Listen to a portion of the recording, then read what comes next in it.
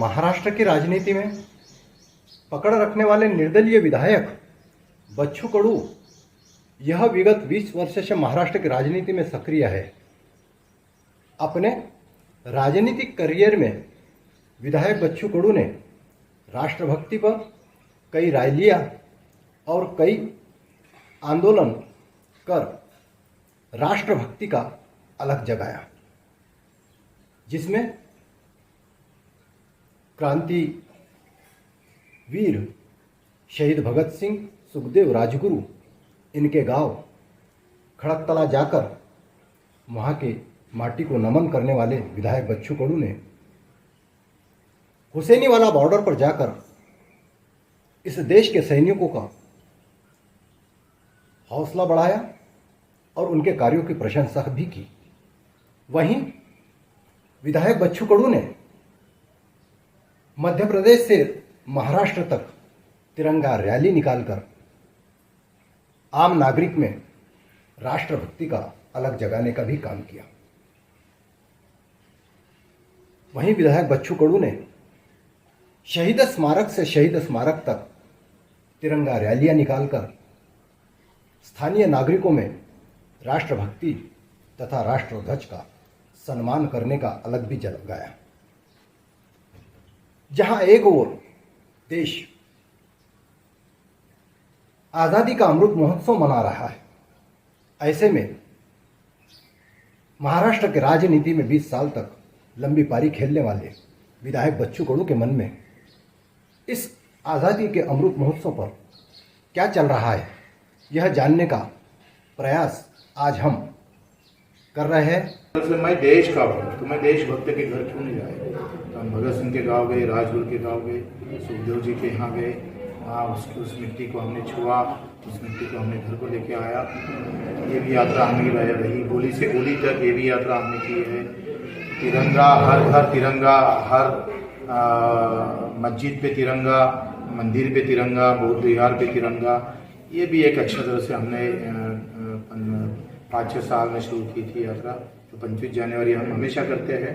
एक गांव तिरंगे का ये भी हमने शुरू किया था, अभी भी चालू है। जैसा बेलोरे में ये माहौल हम बनाए रहे थे कि एक गांव जो है तिरंगा का के लिए रहेगा, तिरंगा उसमें बहुत ज़्यादा उसको और अच्छा करेंगे। मैं मेरे शादी में भी मंगलाष्टक के बरोबर राष्ट्रगीत किए थे और एक में के हाथ में खाली हार न देकर तिरंगा एक में के हाथ में दिया था। दुल्हा और दुल्हन ने तिरंगा को स्मरण किया था। जब खुशी है, आनंद है, जोश है, वो तिरंगा को लेके किया था। हमने एक स्लोगन भी किया था, जैसी मनाते हो ईद दिवाली, जैसी मनाते हो ईद दिवाली।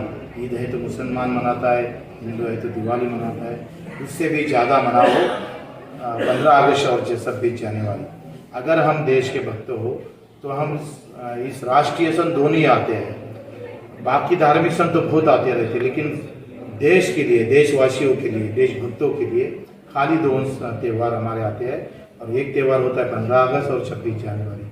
तो इस त्यौहार को सभी ने इकट्ठा होना चाहिए। हमने ये सोचा था हमारे गांव में कि 15 अगस्त 26 जनवरी में कोई भी घर में नहीं बैठेगा, 15 मिनट के लिए खाली राष्ट्रगान के लिए खड़ा हो जाएगा।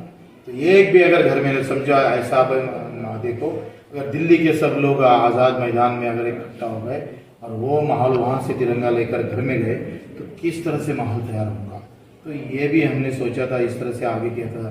जैसे असुदे तुझा हिरवा प्यारा, असुदे तुझा निरा प्यारा, असुदे तुझा भगवा प्यारा, सबसे ऊंचा सबसे न्यारा तिरंगा हमारा। ये सब पूरे रैली को लेके हमेशा ये ख्याल करते रहा। आज मोदी जी ने यह ऐलान किया है, देश के पीएम ने, बहुत अच्छा लगा है। बहुत अच्छी बात है कि हर मुख्यमंत्री, हर पीएम हो, हर खासदार आमदार हो, जिन्होंने इससे भाग लेना चाहिए।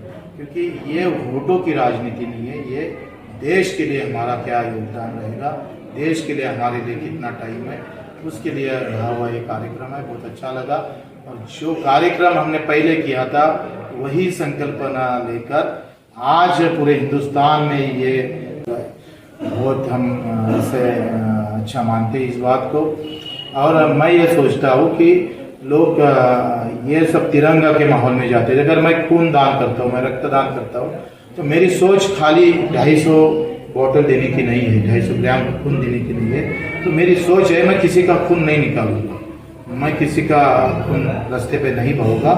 ये सोच लेकर रक्तदान होना चाहिए। उसी तरह अगर मैं तिरंगा का अगर त्यौहार बनाता हूँ, तिरंगा को लेकर मैं घर पे चढ़ाता हूँ, तो मेरे दिमाग में भी ये सोच जरूरी है कि मैं धर्म के नाम पर कभी दंगा नहीं करूँगा, मैं धर्म के राजनीति मंदिर और मस्जिद को लेकर मैं इस देश को बहकाऊंगा नहीं। इस तरह से मैं आगे जाऊंगा। ना मैं बुद्ध हूँ, ना मैं मुस्लिम हूँ, ना मैं हिंदू हूँ, मैं तो एक हिंदुस्तानी हूँ। और मैं जब घर के बाहर निकलता हूँ, मंदिर के बाहर निकलता हूँ, मस्जिद के बाहर निकलता हूँ, बुद्ध विहार से बाहर निकलता हूँ, तो मैं हिंदुस्तानी हूँ। इस माहौल को लेकर बाहर निकलना चाहिए। देश के आज़ादी अमृत महोत्सव पर आपकी केंद्र सरकार तथा राज्य सरकारों से अब क्या अपेक्षा है? मुझे ये लगता है कि हमने जब देश आज़ादी के ख्वाब देखे थे, तो आज़ादी किसे लिए? भगत सिंह ने बलिदान दिया तो किसके लिए दिया? जो बड़े लोग हैं उसके लिए किया। जहाँ रोटी नहीं जाती वहाँ रोटी कैसे जाएगी? जहाँ वस्त्र नहीं है वहाँ वस्त्र कैसे जाएंगे? 50-75 साल के बाद भी अभी भी हमारा निवारा नहीं हो रहा है गरीबों का, तो अभी भी निवारा न होने से मर रहा है। तो ये आज़ादी का ये नहीं है। हम इस तरह से आज़ादी जो अभी तक हमने ये अपनाई है, तो अभी आने वाले कल में जो है तो हम चाहते कि सब कम से कम सब कुछ निवारा तो बनाए, कोई भूखा ना सोए, ये तो होना जरूरी है।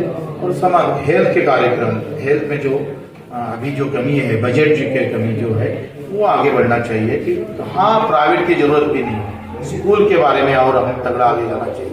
खेल के बारे में हो, किसान के बारे में हो, विकलांग के बारे में हो, जो अनाथ है उसके बारे में हो। अभी भी बजट नहीं आ रहा है उस पर, तो उस पर किस तरह से बजट आ जाए, जो चाहे हिंदू रहे मुस्लिम रहे, जो बिल्कुल निरक्षित है, निसहारा है, जिसका कोई नहीं है। 18 साल के बाद जब अनाथ बाहर निकलता है तो उसको चौक पे खड़ा रहना पड़ता है। तो इसके लिए